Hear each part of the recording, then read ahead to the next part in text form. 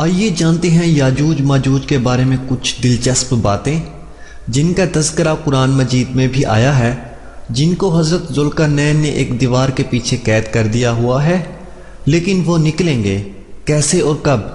جانیے اس کے متعلق کچھ عجیب و غریب باتیں۔ یاجوج ماجوج حضرت نوح علیہ السلام کے تیسرے بیٹے یافت کی اولاد میں سے ہیں۔ یہ انسانی نسل کے دو بڑے وحشی قبیلے گزر چکے ہیں جو اپنے ارد گرد رہنے والوں پر ظلم اور زیادتیاں کیا کرتے اور انسانی بستیاں تباہ کر دیتے تھے۔ قرآن مجید کی آیات توریت کے مطابق اور تاریخی شواہد سے معلوم ہوتا ہے کہ یہ لوگ شمال مشرقی ایشیا میں زندگی بسر کرتے تھے اور اپنے وحشیانہ حملوں کے نتیجے میں ایشیا کے جنوبی اور مغربی علاقوں میں مصیبت برپا کرتے تھے۔ بعض تاریخ دانوں نے ان کی رہائش علاقے کو ماسکو اور توبل سے کے آس پاس بتایا ہے، اور بعض کا خیال ہے کہ یاجوج ماجوج کے شہر تبت اور چین سے بحر منجمد شمال تک اور مغرب میں ترکمنستان تک پھیلے ہوئے تھے۔ حضرت ذوالقرنین کے زمانے میں یاجوج ماجوج کے حملے بہت بڑھ گئے تھے۔ ان کی روک تھام کے لیے ذوالقرنین نے پہاڑوں کے مابین اونچی مضبوط دیوار تعمیر فرمائی۔ ذوالقرنین اور سدھ ذوالقرنین کا ذکر قرآن کریم کی سورۃ کہف میں موجود ہے۔ تاریخ کی کتابوں کے مطالعے کے بعد لوگوں نے ذوالقرنین کی شخصیت اور سدھ ذوالقرنین سے متعلق مختلف اندازے لگائے ہیں۔ بہت سے قدیم علماء اور مفکر سکندر اعظم کو ہی ذوالقرنین مانتے ہیں، مگر بعض اس کا انکار کر کے یہ دلیل پیش کرتے ہیں کہ ذوالقرنین دراصل حضرت سلیمان علیہ السلام کا خطاب تھا۔ جدید زمانے کے کچھ مفکر ذوالقرنین کو قدیم ایرانی بادشاہ سائرس اعظم قریش اعظم کا دوسرا نام قرار دیتے ہیں، مگر بہرحال یقین کے ساتھ کسی شخصیت کو اس کا مصداق نہیں ٹھہرایا جا سکتا۔ ذوالقرنین کی بات قرآن نے صراحت کی ہے۔ وہ ایسا حکمران تھا جس کو اللہ نے اسباب وسائل کی فراوانی سے نوازا تھا۔ وہ مشرقی اور مغربی ممالک کو فتح کرتا ہوا ایک ایسے پہاڑی درے پر پہنچا جس کی دوسری طرف یاجوج اور ماجوج تھے۔ قرآن کریم کی سورۃ کہف میں حوالہ یاجوج ماجوج ذوالقرنین کے حالات بیان کرتے ہوئے فرمایا گیا ہے کہ جب وہ اپنی شمالی مہم کے دوران 100 دیواروں پہاڑوں کے درمیان پہنچا تو وہاں اسے ایسی قوم ملی جس کی زبان ناقابل فہم تھی۔ تاہم جب ترجمان کے ذریعے گفتگو ہوئی تو انہوں نے عرض کیا کہ یاجوج ماجوج اس سرزمین پر فساد پھیلاتے ہیں، لہٰذا تو ہمارے اور ان کے درمیان ایک سد دیوار تعمیر کر دے۔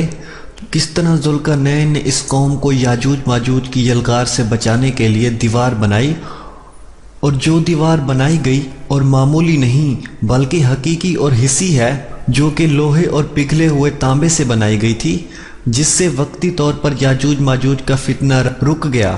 جب یہ دیوار تعمیر ہوئی تو ذوالقرنین نے اللہ کا شکر ادا کیا جس نے یہ دیوار بنانے اور ان لوگوں کو آئے دن پریشانیوں سے نجات دلانے کی توفیق بخشی، مگر ساتھ ہی لوگوں کو یہ بھی بتا دیا کہ یہ دیوار اگرچہ بہت مضبوط اور مستحکم ہے، مگر یہ لازوال نہیں، جو چیز بھی بنی ہے بالآخر ایک نہ ایک دن فنا ہونے والی ہے، اور جب میرے رب کے وعدے کا وقت قریب آئے گا تو وہ اس کو کمزور کر کے خاک کر دے گا۔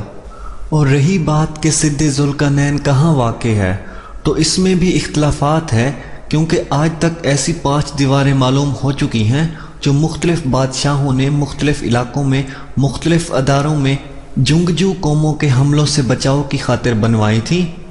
ان میں سب سے زیادہ مشہور دیوار چین ہے، جس کی لمبائی کا اندازہ 1200 میل سے لے کر 1500 میل تک کیا گیا ہے اور صدیوں سے اب تک موجود ہے۔ لیکن واضح رہے کہ دیواریں چین لوہے اور تانبے سے بنی ہوئی نہیں، اور نہ ہی وہ کسی چھوٹے کوہستانی درے میں ہے، وہ ایک عام مسالے سے بنی ہوئی دیوار ہے۔ بعض لوگوں کا اصرار ہے کہ یہ وہی دیوار مارب ہے جو کہ یمن میں ہے۔ یہ ٹھیک ہے کہ دیوار مارب ایک کوہستانی درے میں بنائی گئی ہے، لیکن وہ سیلاب کو روکنے کے لیے اور پانی ذخیرہ کرنے کے مقصد سے بنائی گئی ہے۔ ویسے بھی وہ لوہے اور تانبے سے بنی ہوئی نہیں ہے، جبکہ علماء اور متحققین کی گواہی کے مطابق سرزمین کفکار میں دریائے خزرہ اور دریائے سیاہ کے درمیان پہاڑوں کا ایک سلسلہ ہے کہ جو ایک دیوار کی طرف شمال اور جنوب کو ایک دوسرے سے الگ کرتی ہے۔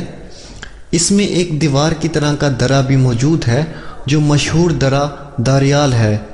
یہاں اب تک ایک قدیم تاریخی لوہے کی دیوار نظر آتی ہے۔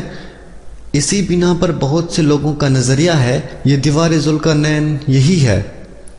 اگرچہ سدھ ذوالقرنین بڑی مضبوط بنائی گئی ہے، جس کے اوپر چڑھ کر یا اس میں سوراخ کر کے یاجوج ماجوج کا ادھر آنا ممکن نہیں، لیکن جب اللہ کا وعدہ پورا ہوگا تو وہ اسے ریزہ ریزہ کر کے زمین کے برابر کر دے گا۔ اس وعدے کے مطابق قیامت سے پہلے یاجوج ماجوج کا باہر نظر آنا ہے۔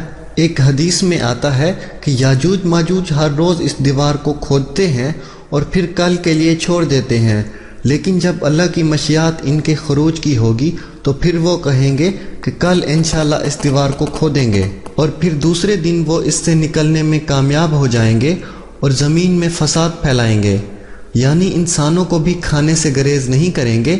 تو اللہ تعالیٰ کی طرف سے حضرت عیسیٰ علیہ السلام کو حکم ہوگا کہ وہ مسلمانوں کو طور کی طرف جمع کر لیں، کیونکہ یاجوج ماجوج کا مقابلہ کسی کے بس میں نہ ہوگا۔ حضرت عیسیٰ اور ان کے ساتھی اس وقت ایسی جگہ کھڑے ہوں گے جہاں غذا کی سخت قلت ہوگی، اور پھر لوگوں کی درخواست پر حضرت عیسیٰ یاجوج ماجوج کے لیے بددعا فرمائیں گے، پس اللہ تعالیٰ ان کی گردنوں اور کانوں میں کیڑے پیدا کر دے گا جو بعد میں پھوڑا بن جائیں گے، جس کے پھٹنے سے یہ ہلاک ہونا شروع ہو جائیں گے، سب کے سب مر جائیں گے۔ ان کی لاشوں سے ایک بلچت زمین بھی خالی نہ ہوگی اور ہر طرف ان کی لاشوں کی گندی بدبو پھیل جائے گی۔ پھر عیسیٰ ابن مریم دعا کریں گے تو اللہ تعالیٰ اونٹ کی گردن برابر پرندے بھیجیں گے جو ان کی لاشوں کو اٹھا کر جانے کہاں پھینک دیں گے۔ پھر ایک بارش ہوگی جس سے کل زمین صاف و شفاف ہو جائے گی اور ہر طرف ہریالی اور خوشحالی ہوگی۔ تو یہ تھی یاجوج ماجوج کے بارے میں کچھ دلچسپ باتیں جو عنقریب ایسا ہونے والا ہی ہے۔ Thanks for watching. اگر آپ کو ویڈیو پسند آئی ہو تو اس ویڈیو کو لائک کیجئے، کومنٹس کیجئے، اور مزید اچھی ویڈیو کے لیے ہمارے چینل ARY پلینٹ کو ضرور سبسکرائب کیجئے۔